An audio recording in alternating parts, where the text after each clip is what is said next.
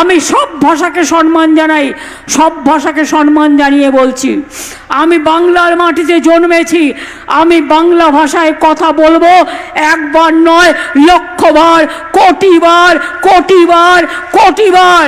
তাতে যদি গলাও কেটে দাও আমার কিচ্ছু যায় আসে না। বাংলা ভাষা এবং বাঙালির অস্মিতাই হতে চলেছে ২৬ বিধানসভা নির্বাচনে তৃণমূলের পাখির চোখ।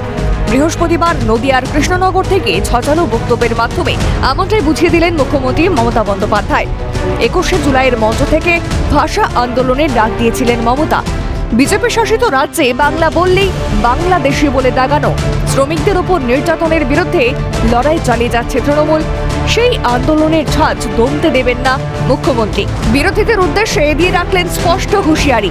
তিনি বললেন, ভোট দখল করে ক্ষমতায় এসে বাংলায় কথা বলা বন্ধ করতে চাইছে, বাংলাকে ধ্বংসের পরিকল্পনা করছে বিজেপি। আর এখন করছে ভোটবন্দি। তার কারণ ভেবেছে ভোট দখল করে কোনো রকম যদি বাংলাটাকে জেতা যায় তাহলে এখান থেকে সব মানুষকে তাড়িয়ে দিয়ে যাতে বাংলা ভাষায় কেউ কথা বলতে না পারে এবং বাংলা বাংলায় না থাকে, স্বাধীনতা আন্দোলনের অস্তিত্ব না থাকে, নবজাগরণের অস্তিত্ব না থাকে, বাংলাটাকে শেষ করে দাও, ধ্বংস করে দাও, বাংলাটাকে উঠিয়ে দাও। এটাই তো ওদের মনের চক্রান্ত।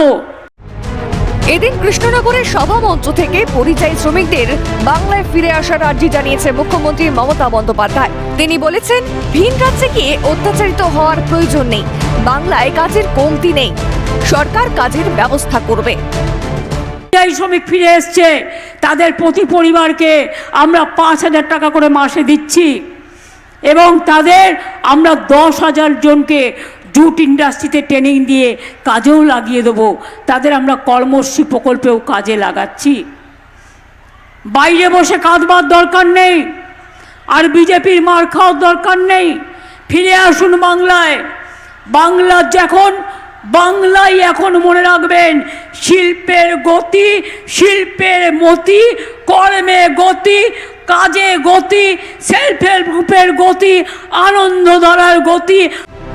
বছর করলেই বাংলার বিধানসভা নির্বাচন। এবার ভোটে তৃণমূলের হাতিয়ার বাংলা অস্মিতার উপর আঘাত।